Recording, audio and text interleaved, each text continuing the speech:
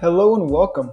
The goal of this podcast is to get listeners connected with others in the sports industry because they say it's all about who you know, and now you know us. All right, here we go, ladies and gentlemen. We're back with another episode of the Constant Sports Podcast. We're going to dive into the data strategy, ticket sales, fan engagement, sports marketing, and more today here with Jeremy Neisser. Thanks for joining us today, Jeremy. It's an honor and a privilege. Love to hear it. Yeah, and really, Jeremy's got over 20 years of experience in the professional and collegiate sports with integrated marketing and sports marketing, and he's founded his own company with sports marketing machines. So we'll dive into that. And Jeremy, let's just hit the ground running here and dive into really what led you to start your own company after years of working in different roles, and kind of what made you get into what you're doing now. To give back, truth be told, there were so many folks when I was getting in and starting my career in the early 2000s in sports that kind of held my hand on some things. I was 19 years old when I got my first job in professional sports, and there was folks that kind of came alongside me and said, "Hey, you kind of want to do things this way because this is going to be the best way." I had the enthusiasm, the excitement. I was ready to run through brick walls because this was the dream to work in sports. But sometimes you need people give you good direction, and the landscape just consistently changes. So the more I can just show up and help people, I kind of view myself as eventually becoming and continuing to grow towards to be the authority in the ticket marketing space, helping teams sell more tickets. And so that's the real reason, is just to give back. Love to hear it. And was there, I guess, a kind of a turning point or a certain moment where kind of pushed you to, I guess, feel like, okay, it's time to give back. I can kind of go out on my own because I feel like it's kind of hard to kind of start your own business, obviously, just from ground zero, but you had some years of experience, so I'm sure that helped. But was there a certain moment or trend or something that kind of pushed you over the line? Yep. The beginning of COVID, I took an opportunity to leave sports. After 21 plus years, I left sports and started working for a physical therapy company. At that point, we had 21 locations. During COVID, in the 3 years, we grew it to 145 nationwide. Wow. And there's some things that kind of happened right around my birthday of March of last year, that said, "Hey, you know what? It's probably best if I kind of just go on my own." So I did. So I started my own business basically 2 weeks after my birthday in March of last year, and have been just showing up helping teams. And but it was really like, hey, my passion, my calling is in the sports space. How do I Mhm. help people get more people to their games? How do I help marketing directors develop? Right. Well, and speaking to that specifically with helping teams and leagues, you had some clients or whatnot with the Sacramento River Cats and is it the Stockton Ports, I believe is the full name. So what were kind of those experiences like for you and kind of working in that area? Yeah, so the Sacramento River Cats, I had worked for them, Okay. not worth them at this point, but worked for them. So I was their director of promotions. At that point of the 75 games, we'd sell out probably 60, 65. Wow. So sellouts every single night, creating a tremendous fan experience. So I know what success looks like. And I think that's an area where oftentimes when young marketing directors are coming in, they're getting that first job. They don't know exactly what success looks like. Well, what does it look like when you have a sold out arena or a packed ballpark or a packed pitch for soccer? What does that look like? How do you do this? How do you get all this together? So having the experience of having worked for numerous sports teams and being able to say, hey, this is the direction that you want to go. This is the path with the least resistance. So that's been fantastic. And then when I started my consulting agency here, Stockton Porch was first team I called because the owner and I are still really close, great friends. But I had worked for them for many years and helped them break some single game records, running their marketing. And I called them up and say, hey, I'm kind of starting my own thing. I'm going to start consulting teams and providing value that way. And that led to creating business intelligence reports and really analyzing their data. And that's opened the door to so many different opportunities for many other teams throughout minor league baseball and professional sports, hockey, college, all across the United States. Yeah, well, and especially for minor league baseball, selling out and getting that many people to a minor league baseball game. I mean, for those who haven't worked or been around minor league baseball, it's it's not equivalent to the majors, right? They're selling like they got bigger product, a lot more people. But then the minors, it's kind of they're working their way up to the majors, Mhm. obviously. So the crowd's smaller. A lot of the time, they're kind of in smaller cities, kind of outskirts cities. So to sell out, stadiums like that and get people there is quite the task. Was there maybe a marketing kind of promotion or an event that you really remember like, okay, that was really cool that we pulled that off and got all those folks there? Yep. So there's been several that I look back and said, you know what, this was sensational. So we were one of the early teams that did the election bobbleheads. So this is Okay. the time of the year right now. We're talking elections, and Yep. whichever way you choose, hey, go for it, right? But Yep. we did that, and that created a lot of PR for us. A lot of people were talking about it, and we sold out. Around the stadium. It was wrapped around 3 hours before opening gates. It was unbelievable. So that was fun. I've done some different things with kids specific promotions. We did a Wiggles tickets back when the Okay. Wiggles were huge for toddlers, and Mhm. we had tickets that we gave away.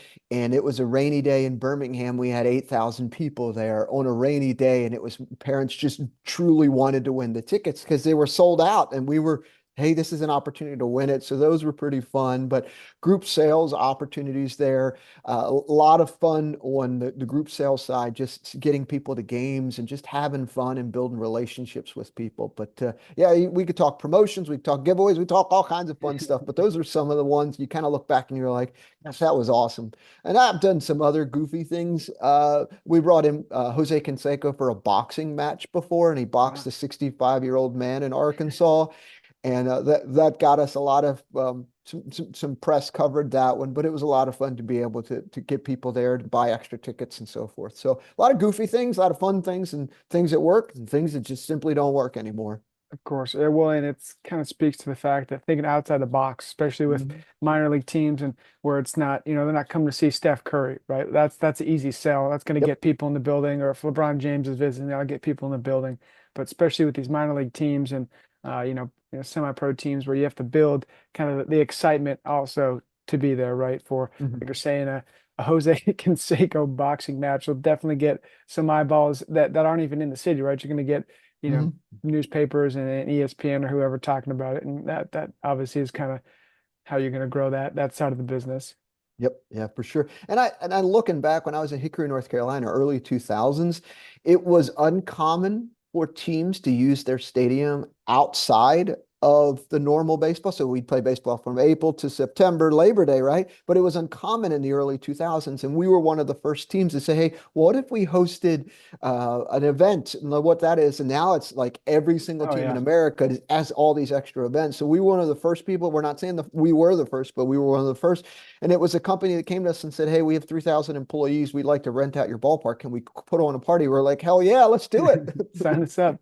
Well, and as you're saying, nowadays that's kind of norm, right? I mean, you have Correct. mid-season concerts during baseball season that like at Petco Park's kind of down the road, and they were on like a week road stand, and all of a sudden we have country music back to back, like all the off days. So it's Hmm. venues nowadays are 365, and especially with the football stadiums, and the closed roofs and things, those are lights out. And that's I'm assuming kind of the when these stadiums are continuing to be built. That'll be, the norm as they go forward. And regarding kind of the ticket side and selling and data, when you kind of come in, say you get a client, kind of a A to Z approach with your digital strategies and tools, and Hmm. what are some of the things that you look at to, originally when you're like, okay, we need to boost X, Y, or Z. Yeah, oftentimes it's the simple blocking and tackling. So what we'll do is we're going to download all of your data, your ticketing software, and we're going to organize it. The first report I'm going to share with you is, hey, here's your multi-game, single game buyers. These are your warmest leads of people that would be potentially interested in buying a mini plan or season tickets or membership, whatever your packages are. These would be a good fit for those. So these are your warmest leads. So let's call them first to see if we can get them to convert. And then second go around, we're going to take a look at your ticket plan scan data. So we're going to look at your season ticket holder scan data, your mini plan scan data, and go, okay, are there some folks in here that are not using their tickets? We got to build a better relationship with them so they want to use the tickets. So these are just the simple blocking and tackling. So if teams aren't doing this first, like this would be the first thing that we immediately Mhm. look at. And then we start drilling in a little bit more on some of the data related to their geographic information. Well, where are your fans coming from? Where are the fans who are buying your premium seats versus your fans buying your cheap seats? Where are they coming from, right? Because maybe that changes how you market and promote a little bit more. Maybe you're promoting your $5 flash sales to a community that's pretty wealthy and they're typically known for buying premium seats. So you might be cutting your hand off here to feed your face because of your marketing strategies a little bit. So we'll look into that. We'll dig into to other things related to your merchandise sales and kind of tie some of that data together. Some teams like to see that. Well, like, hey, how are we pacing versus this year and this year and last year and what have you? So we'll look at all of those. But really, it's the simple things like your dormant report. What that means is, okay, can you show me all the groups that came out in 2023 that didn't come out in 2024 or came out in 2022, came out in 2023 that didn't come out in 2024? Because you got some people to call here, right? So sometimes it's just putting together lists for companies to be able to call. I always like the first known attendees. So putting together those lists of folks to say, hey, these are some people who are the first time to ever been to your ballpark or arena. Let's make them feel special, because as a marketing guy's job, my job is to help move people from attending one game to multiple games. Because if I do that, we know we can get them to buy them a mini plan or something like that. Hmm. So it's a lot of information, but if you think about it, it's just the simple blocking and tackling.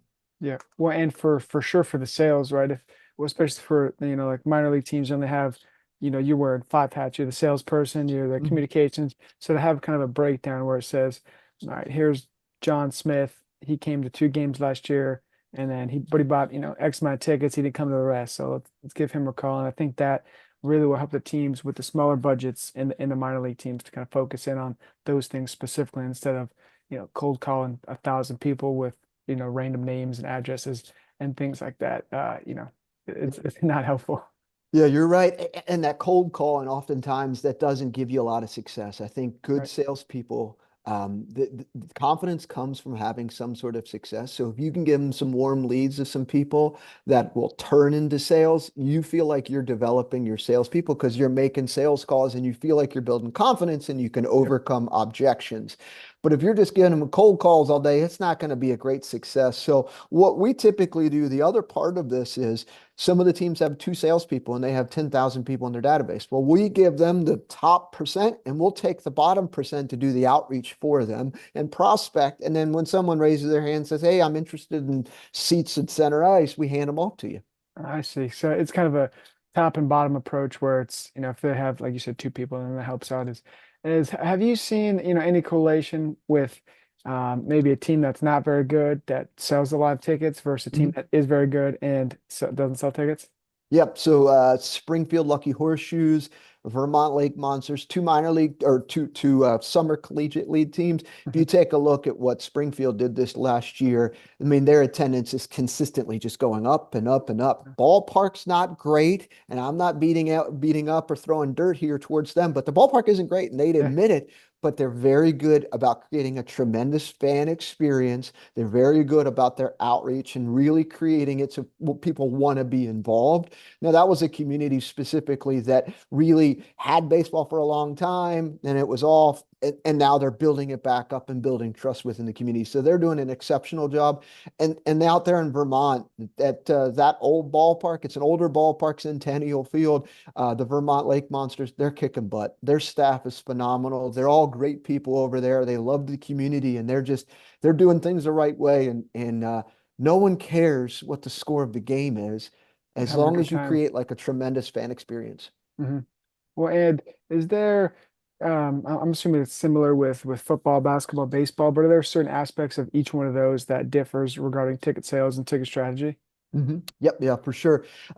Depending on the sport, sometimes it's promotions, sometimes it's giveaways, sometimes it's other things related to that. So hockey, sometimes teams just want to support the team because they love hockey and their kids are in hockey and they're involved.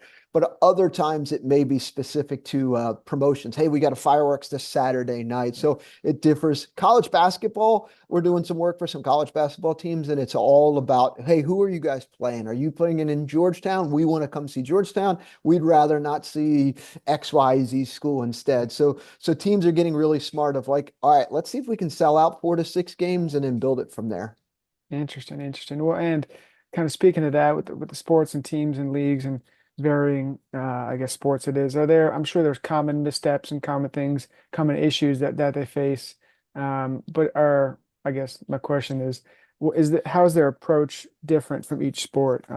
It may be season length, duration of game. Mhm. You know, I feel like baseball was like America's game, and now it's kind of fallen out of favor. Mhm. So some common issues kind of in that space.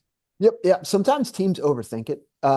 So let me give you an example. I was talking with the team the other day, and they said, "Yeah, our fans they aren't thinking about baseball this time of the year. We typically call them here, and we do okay." But then when I looked at their attendance, it was actually staying the same or going down each year. And they said, "Hey, we're groups are a huge focus. Yay, that's great. You're selling group tickets. You're doing that, but like." People not thinking about it this time of the year, I think you have a misconception, truth be told. Mm. But if that's what they believe, I'm not going to like, well, I think you're wrong. I'm not going to get in an argument with them. But my job is to help them uncover opportunities that they may not be aware of. Another issue that I see specifically with group salespeople is when they'll do an outreach to someone. Let's just say they're reaching out to a dentist. They'll say, "Hey, dentist, are you interested in planning a group outing?" Well, the dentist, in their mind, they don't know conceptually, well, what is a group outing? What does that look like? But if the approach is, hey, Mr. Dentist, would you be interested in planning a patient appreciation event? Conceptually, are like, oh, yeah, we can get all of our patients to come out. Maybe we were buying them hot dog chips and a drink. Like, okay, cool, I got it, right? But I Mhm. think sometimes we use internal language instead of external language. Mm. So, and that has helped a bunch of salespeople across the nation of how they approach their sales outreach. So, when you approach it the way this position of the person who would be planning it versus internally, like your success is going to skyrocket because you're speaking the language that they're used to hearing. Yeah, speaking language is huge. It's kind of that custom tailor-made fit to a sponsor, a client, or etc. And with your marketing background and kind of building out ticket packages things, but then also for the sponsorship sales and things like that, is there kind of an approach or a solid way to identify sponsors that align with your team's brand and also obviously resonate with your fans? Yeah, when you approach a sponsor, at least in my experience, it's typically one of 3 things that they're looking to do. They just want awareness. They just want people to know that they're alive and they're there. They want to be active in the community, so they want to give back and show that they're supporting the community. Or number 3 is they want to drive some traffic back to their business. So if it's a movie theater, it's probably one of 2 of those things, or all 3 of those things, just depending on the partnership. But yeah, those are the big things that the approach that I always see when teams are doing their proposals. Oftentimes they're tailoring it that they're leaving out some information. Sometimes you have overkill, but leaving out information about what makes your team special. So if you know you're going to approach someone that's really active in the community, it makes sense to include why you're so active in the Yeah. community, right? But that's a hole that you often, when you look at proposal, you're like, hey, you're going after this person about this community sponsorship, but you're not telling them why how you're active in the community as well. So they feel like they're aligning their brand with someone who's doing just as good, if not more, community action than they are. So that's what I see. And then when they do the POPs, the proof of performances, they'll leave out data around impressions and how often the times the team gets seen on social media videos and so forth. Gotcha. Well, and that kind of made me think about, the outreach and then building out plans and things like that. And regarding kind of ticket packages, what are your thoughts on, kind of cheaper tickets, right, for a package or kind of pricier or kind of where to put the price point, things like that? Yeah, so the simple way that we do this is we organize your data. So if we'll have a list of all your people who attended 3 games, we can see the average ticket price that they paid. So what you don't want to do is you don't want to look to someone and say, Johnny spent $200 last year coming to 4 games. we're going to come to him and say, hey, those 4 games, we got 4 game package for you. It's $100. So I'm going to turn $200 into $100. Like we don't want to do that. So there is a little bit of a formula that we go through to say, hey, this may make the most sense because really, if you think about it, most teams are just making it up as they go of, well, how much do I honestly want to charge for a ticket plan? And the ticket director's like, well, I'm going to charge this because I'm going to add this in there. And they set the prices based on what the price of the ticket is today, not what the average is, because they're going to run sales. They're going to run Black Friday and flash sales and what have you, which is going to change the price of Fluctuate the it. ticket. But they set the price today based on what it's posted online, but that's not going to be the same. So you want to be able to take a look at it and go, okay, what was the average that someone paid who attended 4 games or 6 games or 9? Once you do that, you can start to figure it out. I went to a team just 2.5 weeks ago and said, hey, I wouldn't charge that for that ticket plan. And here's why: you're actually losing money. And they were like, gosh, we didn't even think about that. Right. That's why So, that's yeah, that's why you come in and save the day and do that. And that kind of makes me think kind of about concessions too. And regarding the data, when you take in the data, I'm assuming you're taking in, that Mike bought 3 beers and 2 hot dogs and popcorn, and how do you kind of analyze that and push that out? yeah, so typically it's just merchandise and ticket sales that we're looking at. So we Okay. haven't got into the concession side, but that is a conversation that we're having with several organizations. There's a couple new food point of sale organizations. The problem though is you can do it if someone did a mobile order, you can track everything. Okay, Jeremy bought 4 hot dogs, 4 beers, 4 bags of peanuts, whatever it is. I can see that because it's on mobile. But if someone comes up and buys it at the point of sale, Mm, you can't see that because of PCI compliance of who right. bought it or what have you. And that's where it gets really messy. Mm, But if there was a way to kind of figure a way, not you're not going to break PCI compliance, but if there's a way to right. be able to see that data, we Get would be that able data. to tie it together to say, hey, Johnny Smith, every time that season ticket holder gives his tickets away, that those people who come in, they always buy $100 in merchandise. They always buy $200 in food. Like we're really encouraging Johnny to give his season tickets away, right? Mhm. So that's eventually where it's going to get to, but we can't get there yet. I mean, there's been some ideas, how in casinos they have the cameras and can do the kind of the face Oh, face right. recognition. Yeah. That's what a topic had came up before about using AI facial recognition because you can see, well, Jeremy's been sitting in this seat during the game. We can say that he's a season ticket holder, and you can mark it all the way around. But that gets really shady, right? Yeah. Yeah, they're marking them everywhere they go. Stadium, bathroom, whatever. Yeah, that could get hazardous. But that kind of made me think about, the pro. I mean, basically, majority of the pro stadiums now are cashless, anyways, and that was I have to assume a nightmare before to track sales and merch and things when people are paying with cash or debit cards or whatever.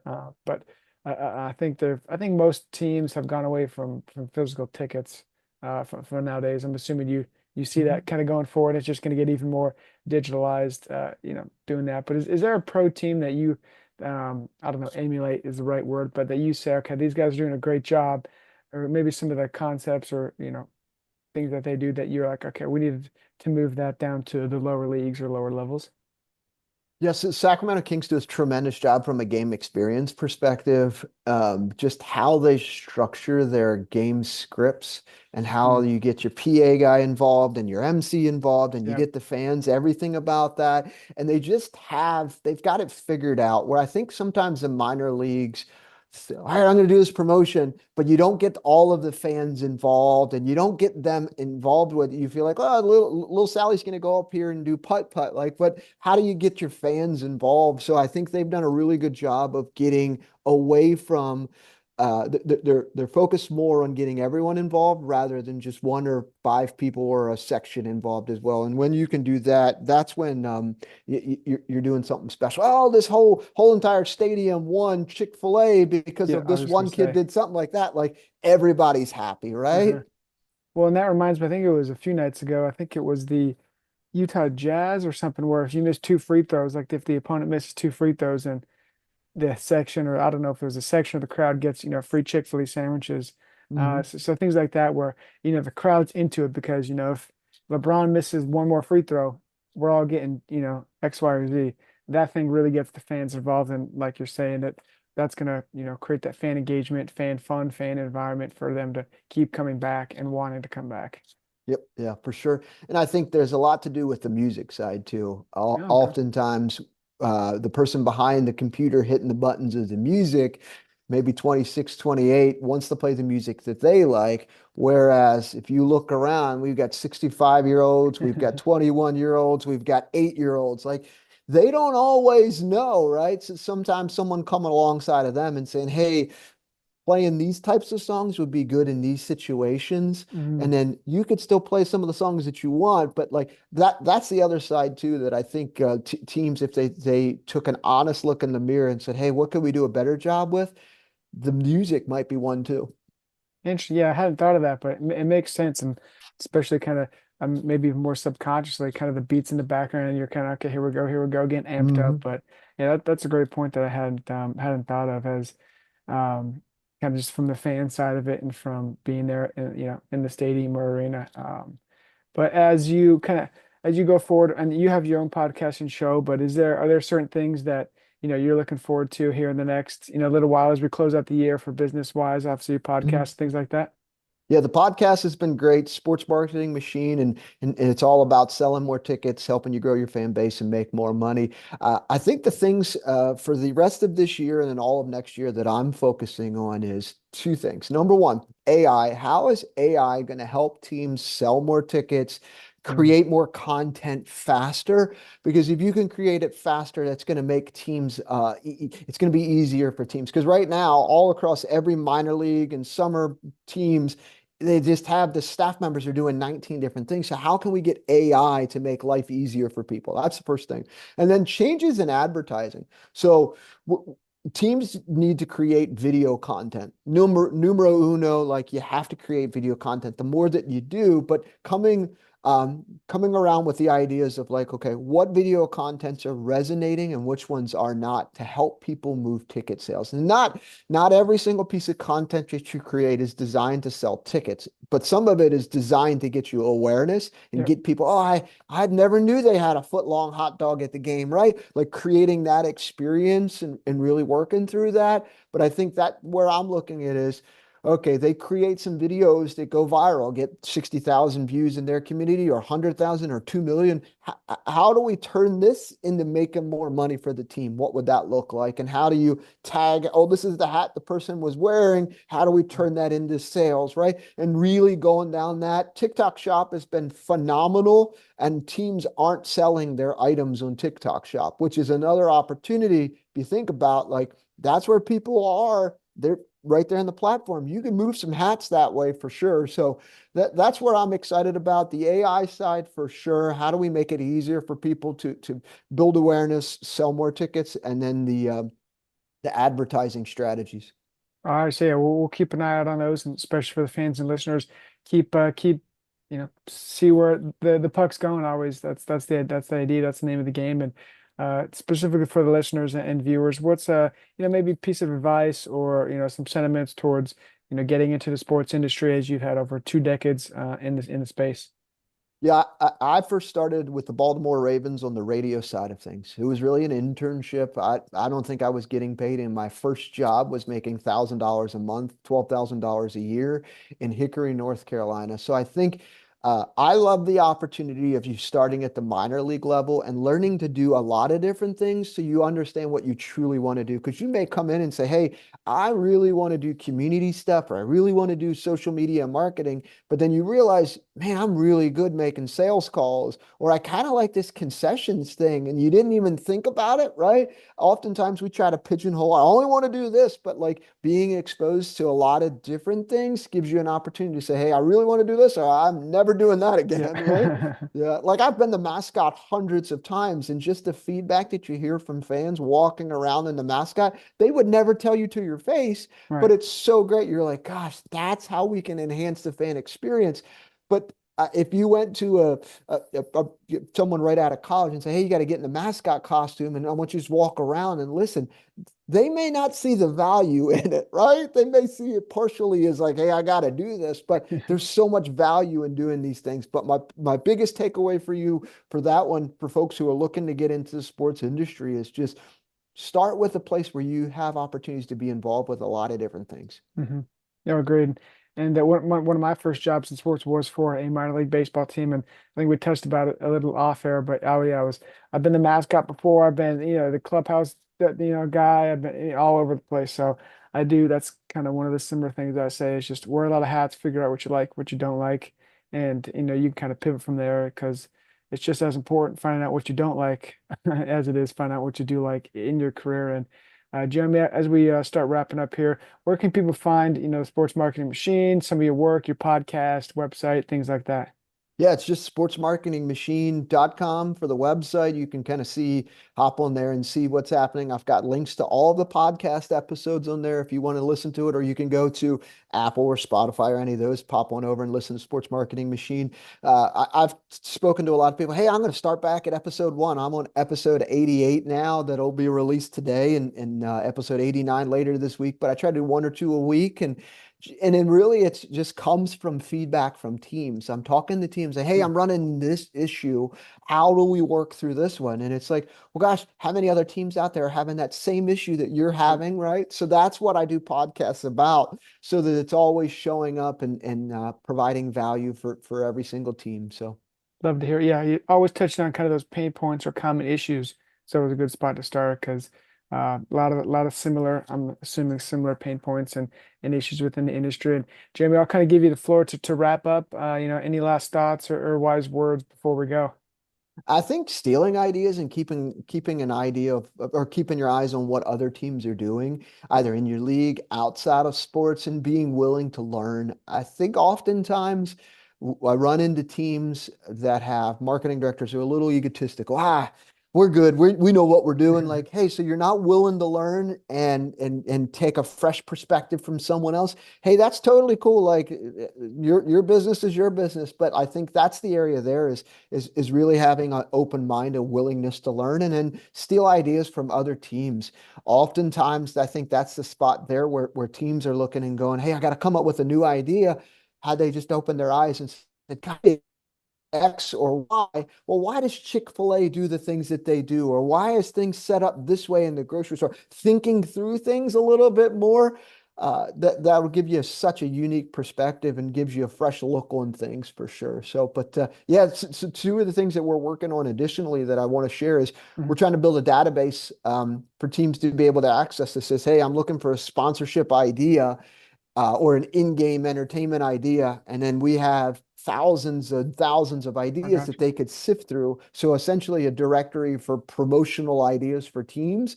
you. Mhm. I need to pitch to my sponsor or what have you, and you put that all together. I think that would be fun. So that's what we're working on now, and using AI to build that. And then the second one is kind of like a promotional summit. So promotional Mhm. advertising summit and getting people together. And we're just throwing spaghetti against the wall. Okay, we're planning a Taylor Swift night. What's this going to look like? Well, the group sales guy, we got to sell groups. How are we going to advertise it? How do we get more like everyone coming together? And it's like, gosh, I hadn't thought about that idea, but everyone walks away with something and you're jizz or jazz for the promotion or your ideas, but you're thinking about things differently. And so those are the two things for next year that planning on launching and getting going with or being involved with. So Exciting, yeah, awesome, and we're looking forward to kind of seeing those things come to fruition and take place. And thanks again, Jeremy, for stopping by and sharing your, 20 years of experience in the space. Also, some of your thoughts and trends that are going to happen in the future. And this has been an episode of the Constant Sports Podcast. Feel free to like, subscribe, share, and make sure to go check out Jeremy's website as well for Sports Marketing Machine and all those who kind of work in that space and want to get a deeper look into the sector. So thanks again, Jeremy, and we'll talk soon. sounds good.